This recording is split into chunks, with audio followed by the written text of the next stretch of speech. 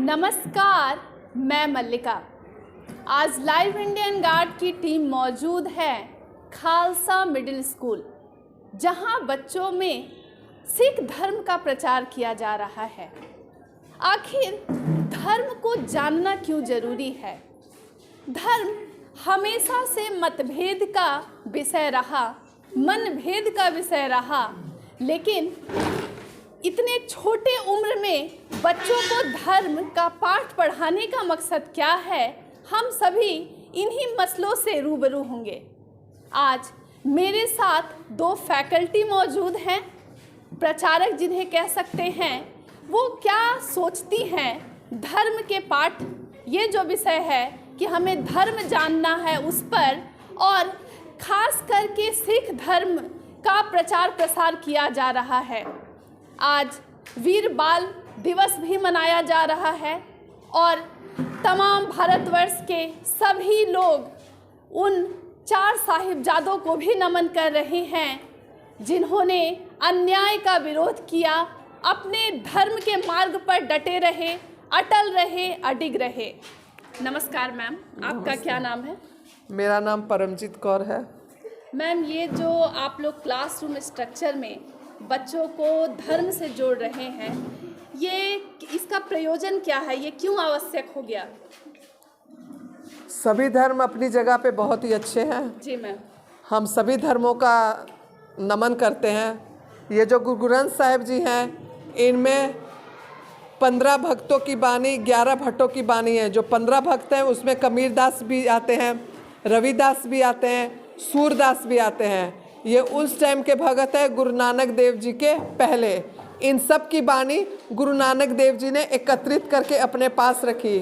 उसके बाद ये बानी 5वें गुरु के पास पहुंची और उन्होंने गुरु ग्रंथ साहिब को तैयार किया और ये बानी उसमें दर्ज की गई।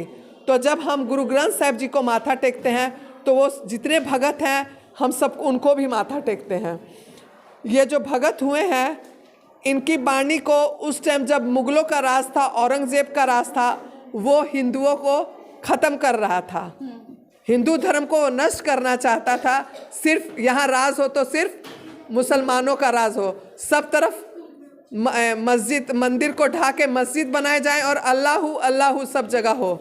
लेकिन जिस गुरु नानक देव जी कलयुग में आए हैं, उन्होंने सभी धर्म को बराबर का दर्जा दिया है। उन्होंने जो सती व्रता सिस्टम था उसको ख़त्म किया कि अगर किसी का पति मर जाता है तो स्त्री को पूरा हक है, वो दूसरा विवाह कर सकती है। उस टाइम में अगर पति मर गया तो स्त्री को भी उसी के साथ सती कर दिया जाता था। ये जो धर्म है, ये गुरु नानक देव जी, उसके बाद जितने हमारे 10 गुरु हुए हैं, सब ने इसको बहुत प्रचार किया है। ये जो हमारे 9वें गुरु हुए हैं, गुरु तेग बहादुर जी, इनका जीवन तो अलौकिक है। कश्मीर से पंडित आए हैं अपनी व्यथा लेकर सुनाने के लिए कि जो औरंगजेब है हमारे धर्म को ज़बरदस्ती बदल रहा है, हमारे जंजुओं की रक्षा की जाए। उस समय 9 साल के बालक है गुरु गोविंद सिंह जी महाराज।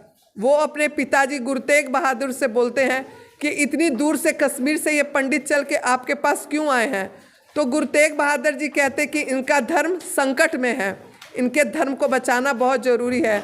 तो सवाल करते कि इनका धर्म कैसे बचाया जा सकता है?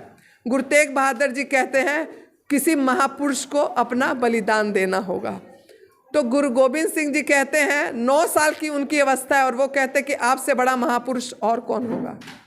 गुरु तेग बहादुर जी उसी वक्त गुरु गोविंद सिंह महाराज को गद्दी सौंपते हैं और खुद चल के, ऐसा पहली बार हुआ है कि व्यक्ति खुद चल के मौत को गले लगाने जा रहा है। वो खुद चल के औरंगजेब के पास जाते हैं, आगरा में उनको गिरफ्तार कर लिया जाता है और फिर दिल्ली ले जाया जाता है, जहां उनकी शहादत होती है। जलालुद्दीन उनको सर जो है धड़ से अलग कर देता है। ये खबर जब गुरु गोविंद सिंह जी के पास पहुंची तो वो कहते हैं, आगे चलकर मैं एक ऐसी कौम तैयार करूंगा कि जो लाखों और करोड़ों के बीच में भी खड़ी होगी तो दूर से पहचानी जाएगी कि वो सिख जा रहा है। अगर इस जगह पर अगर हिंदू होते, वो मुसलमान था, हिंदू भी होते, तो सबके धर्म की रक्षा गुरु तेग बहादुर जी करते। उनके बाद उनके 4 साहिबजादे हुए। 4 साहिबजादे अनंतपुर छोड़ करके किले से औरंगजेब झूठी कसम खाता है, कहता है गौ की फोटो, गौ माता हिंदू धर्म में बहुत ऊंचा स्थान है, उसको माँ का दर्जा दिया गया है। इसका फ़ायदा औरंगजेब उठाता है, एक थाली में गाय की तस्वीर बना करके भेजता है गुरु गोविंद सिंह जी को कि मैं इस गौ माता की कसम खा के कहता हूँ कि मैं आपको कुछ भी नहीं करूँगा, आप ये किला छोड़ के चले जाइए, मुझे किले से मतलब है, आपसे कोई लेना देना नहीं। अभी गुरुजी किले से बाहर ही निकलते हैं, सरसा नदी के करीब ही पहुँचते हैं तो पीछे से मुग़ल फौज उन पर हमला कर देती है। इस जगह पे उनका परिवार उनसे बिछड़ जाता है।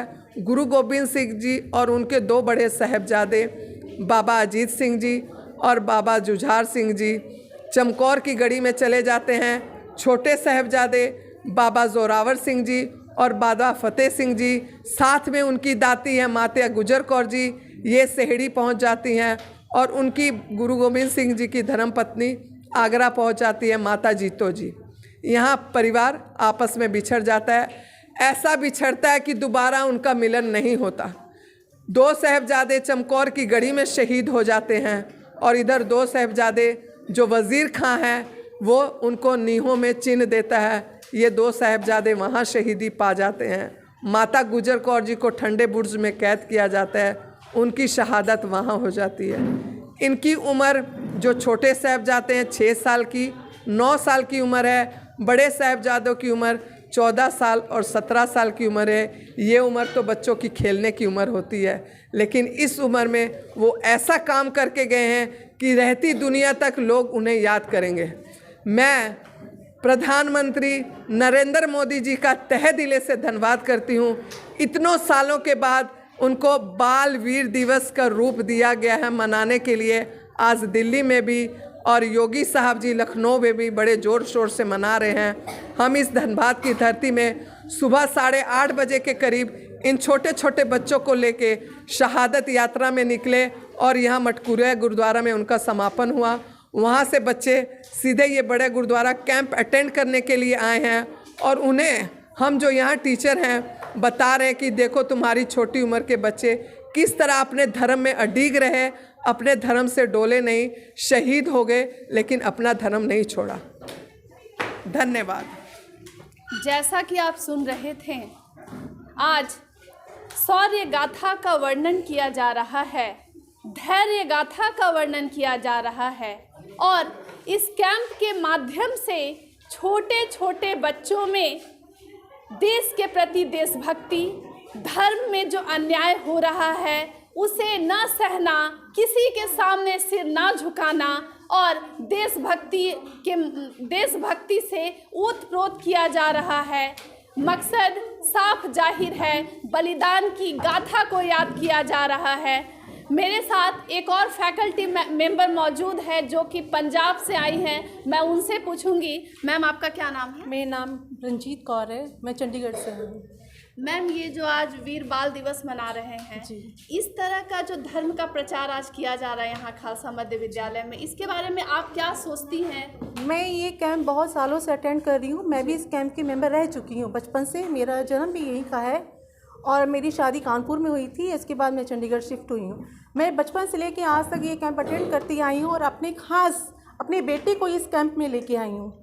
मेरा ये बेटा अर्शदीप सिंह है। इसको मैं ये दिखाने लाई हूँ कैसे हमारे गुरुओं ने अपनी शहादत दी है, कैसे उनके बच्चों ने अपनी शहीदी की है, उनके बारे में कुछ जानकारी इसको भी देने लाई हूँ कि और बच्चे, तमाम बच्चे आए हैं जो देखो कैसे अपने गुरुओं के बारे में जानकारी ले रहे, उनके हौसले दिखा रहे हैं। बस यही सब उनको करने लाई हूँ। ये जो कैंप है कितने दिनों का है? ये मैम कैंप 6 दिनों का है। 6 दिन चलेगा हमारा।